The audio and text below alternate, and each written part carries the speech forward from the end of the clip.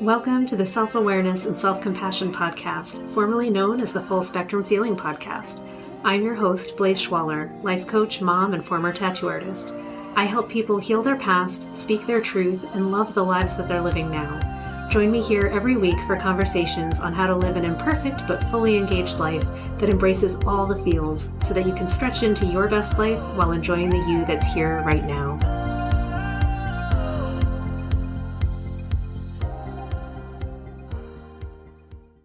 Hello, my friends. This week, let's talk about our good intentions around how we set up our space and the way that we tackle our hobbies and activities in general, and ways that can enhance our ability to get things done and some of the side effects of some of our weird planning. So my story centers around a sudden and deep desire to sew my projects. I have a bunch of fabrics in my closet, my sewing machine, a serger, all kinds of fun stuff. And I recognized as I was going through my closet that maybe it was time to craft and maybe get some of these unfinished projects out of the way so that I could clean up space. But then I also had a desire for a pair of pants that would do what I wanted them to do. So I had found this really fun, kind of fit and flare bell-bottomy number at Target one time. And I thought, wow, these are great. I want more pants like this. I like the shape of them, but maybe in a thicker fabric where it doesn't show every wrinkle of my butt. That would be nice. So let's try that. I'll order some fabric and I'll see if I can replicate the pattern. So I got excited about it. I started Googling, because that's what you do, is figure out where can you get what you want. And what I figured out was that I would probably do a better job with a real pattern that I cut out and follow actual directions versus just trying to guess. Because I recognized that if I wanted to make jeans and not just a stretchy pair of pants that's slightly bigger than the one that I have, I probably should follow some instructions, because I'm going from just a pair of stretchy pants that I can pull on and off to having a zipper and a button, and maybe I want pockets, and all of that's really complicated. So maybe I want to take a note from someone who knows what they're doing. And so I went on Etsy, the place of all fun things, and I ordered a bunch of patterns. And because I'm me, I didn't stop at just one pattern for the jeans that I wanted to make. I went crazy, and I got one for a blouse and a couple of dresses, and then the jeans, a couple of shirts, different things that I wanted to make. And when those came in a few days later, I thought, okay, I'm going to go through the fabric that I currently own and see what I could use to make any of this, and then see what I need to order. Initially, I thought I was just going to go and order fabric, but then I went, wait, on the pattern, it'll tell you what you're supposed to use and how much of it. And you could actually save yourself money by buying what you need and not 3 yards extra. So I'm proud of myself for having some restraint and going shopping afterwards. But then I went shopping and I bought all the stuff. And with every good intention, I came home with it and I put it in my office. Bum, bum, bum. And from there, I watched as my general ability to focus just went out the window with everything. Have you ever done something like this where you're like, I'm so excited about a project and I'm going to do whatever, and then you get all the stuff and realize you're completely stuck and you don't know what to do and everything seems really overwhelming? Yeah, me too. So what I have learned about it, actually, I'll just share what I've learned about it from my own experience. There were a few things that I could have done better for myself that might have been more conducive to the progress I was hoping to achieve earlier on in this process. One of them is to take one of the fabrics and all of its little accessories and just have that one project in the place where it was going to be made. And that probably would have been a really number one okay idea. What I did instead was I put every single project piled up next to each other in the way, slowly cluttering up my space, making it difficult for me to even unravel the first pattern and cut it out. And I kept getting overwhelmed at each step of the process. So I'd have to open up the pattern and decide what it was even talking about. So I had to learn a lot of new stuff. That was also difficult, but that's okay. And then figure out what I was supposed to follow. So for those of you that don't sew, when you get a pattern, you open it up and often it has a bunch of different sizes in there. So you have to determine what your size is and then cut out the shapes that correspond to your size. and they're all numbered, and you've got to figure out which fold of the fabric it goes on, what direction the pattern is, how many copies of it do you need, where are you going to pin it, like all of those things. And it is way more work than you initially anticipate, but it's also very rewarding if you enjoy such stuff.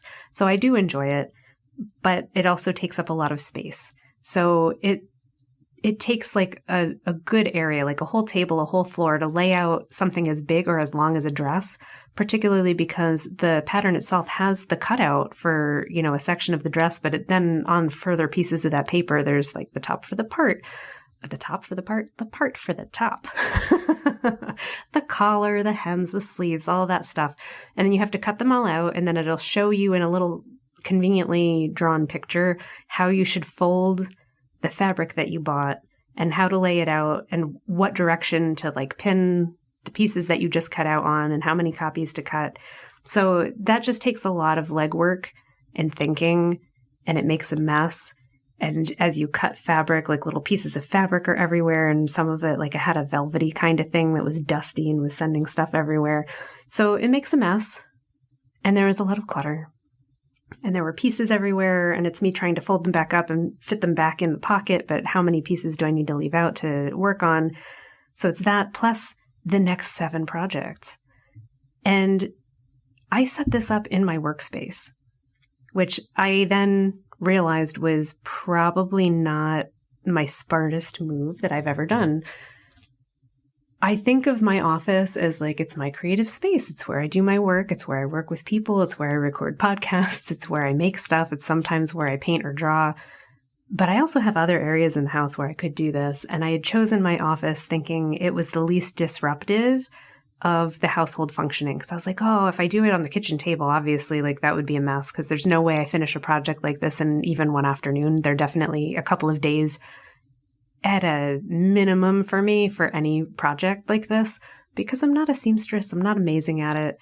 It takes me a while to figure out what I'm doing. And some of the patterns that I'm making are more complicated. It's not just like 2 pieces of fabric that you just sew together at the edge and then you're done.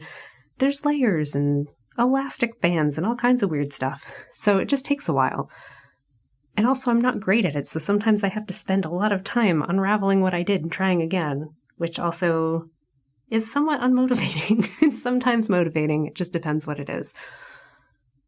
Anyway, what I'm getting at is that in setting this up where I did, I started to notice that my ability to pay attention to the project I was working on, to my normal everyday work, it was all starting to get worse. And then my attitude was starting to get worse in general about life and stuff.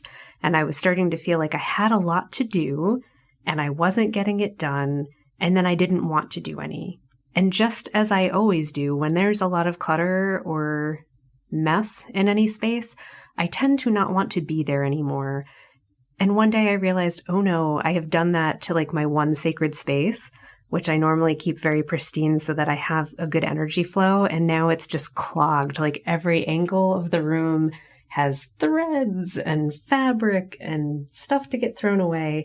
And then also my work stuff didn't have space because normally it's on that section of my desk. So it moved over, and then I threw some on the shelves, and I just couldn't find anything anymore.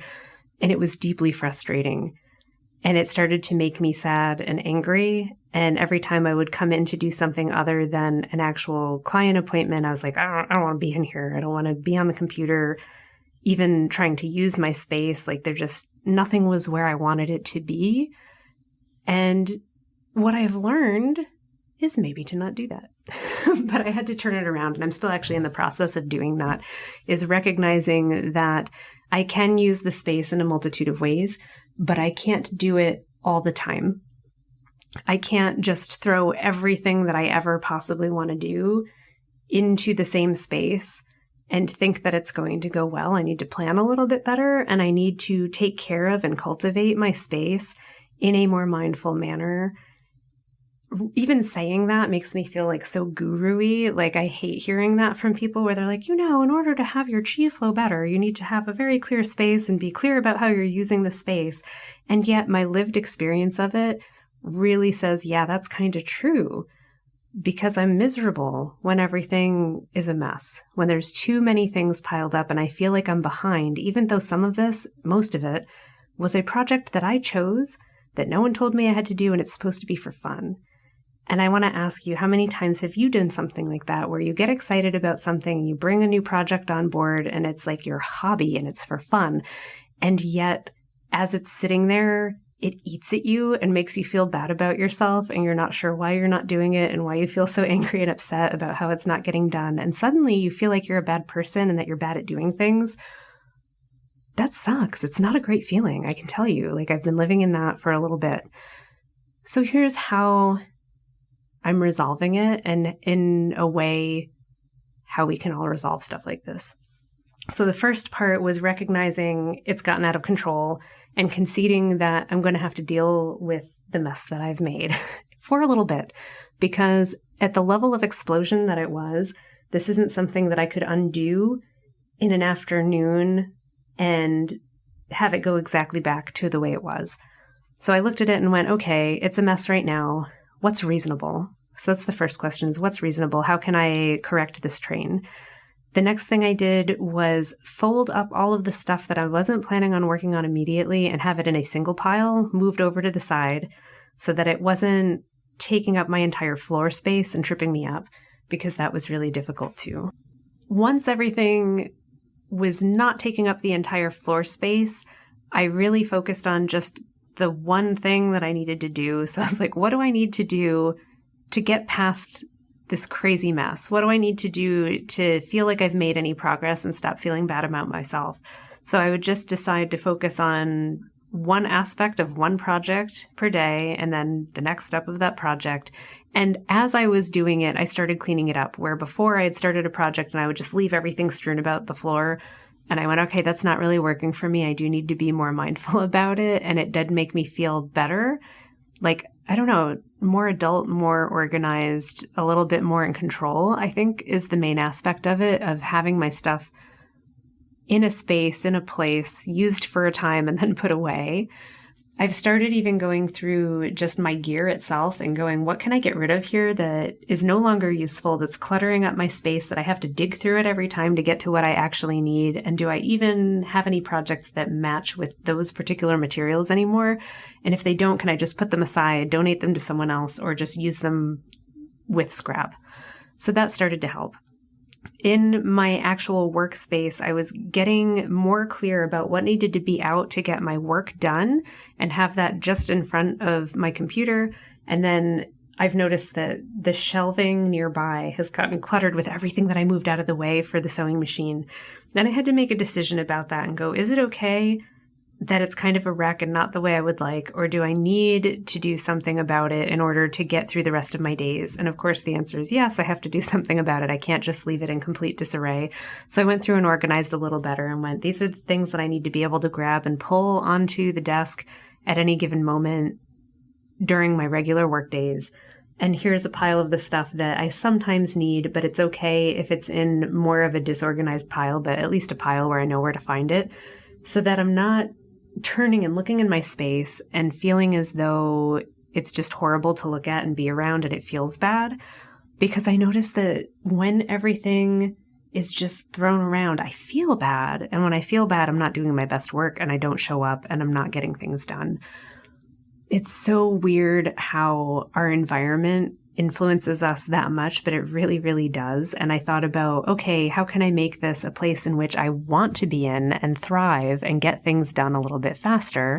And I recognized that I needed to have some music or something going on to create a mood that would help the whole process keep going.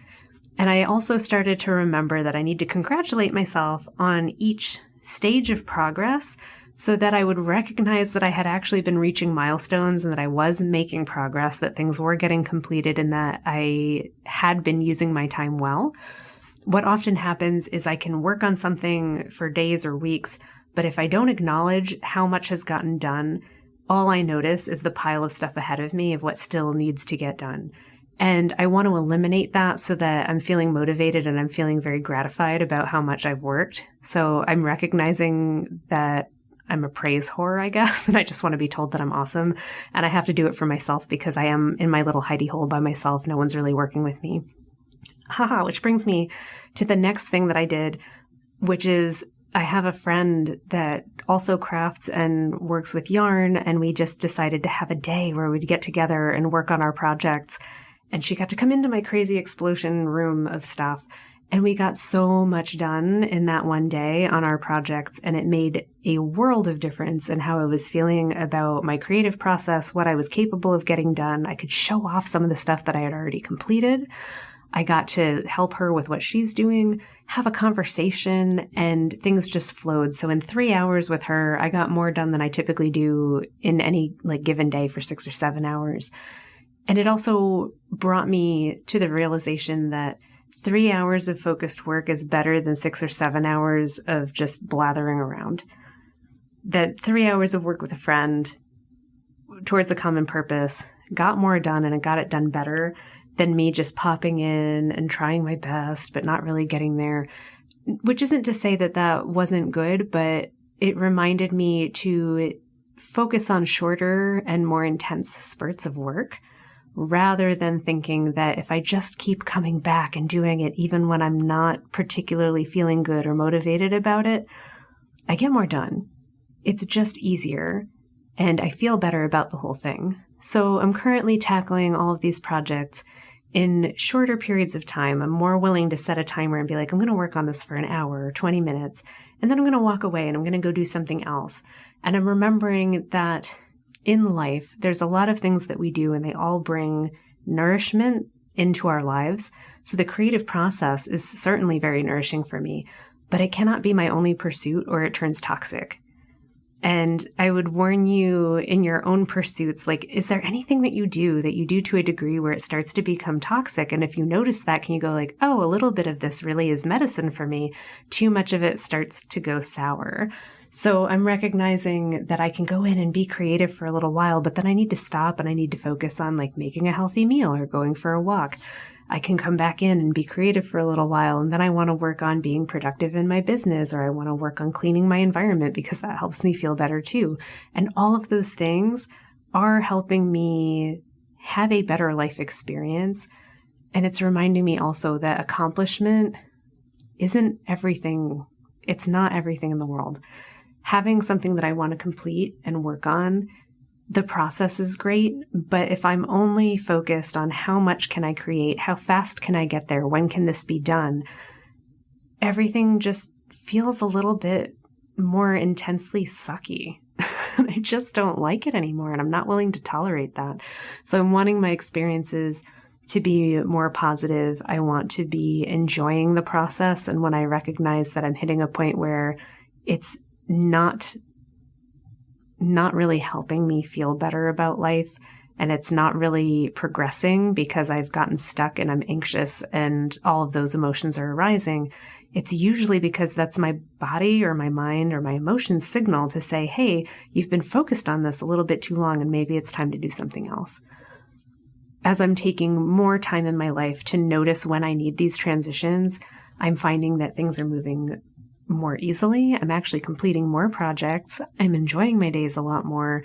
And I have more variety in my days as well. So I can look back and go, oh, I didn't just disappear into my room for a month and then come back out and here was some stuff.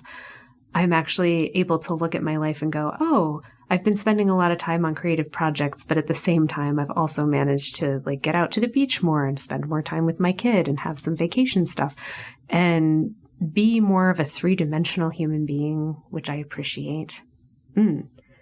So to all of you out there, if you're struggling with a creative process, if you found that you've somehow managed to muck up your space in the pursuit of something that you thought you wanted to do, and then it turns out you don't want to do it, consider if the reason that you're getting stuck, if the reason that it's starting to get hard is in part because you've cluttered up your space and cluttered up your mind with these thoughts that it all needs to be done at once, or that one isn't enough. We need to do 7, because I definitely did that. Is there a way for you to easily back off of that and to give yourself some grace to enjoy the process again? And if so, how can you look at your space, look at your time, and clear it out a little bit so that it just has more breathing room and it can actually be the nourishment that you were looking for in the first place. My friends, I hope that you have a fantastic week ahead, that your creative projects are bringing you a lot of joy and inspiration, and that anywhere that you're stuck, you find the moment where you can look at it with love and appreciation for yourself and go, oh, self, how did we get ourselves in this mess? And just gently redirect yourself back into a more healthy balance between how you've set up the way that you're going to work and the way that it's actually possible to do that work. I am sending you so much love, and I will see you next week. Thanks so much for joining me. If you enjoyed this podcast, please subscribe and share it with someone you love, and leave us a review. You can learn more and get some self-compassion tips and tricks by visiting coachwithblaze.com, where you can sign up to get my free booklet on overcoming anxiety, overwhelm, exhaustion, and burnout. I'm sending you so much appreciation and love, and I'll see you next time.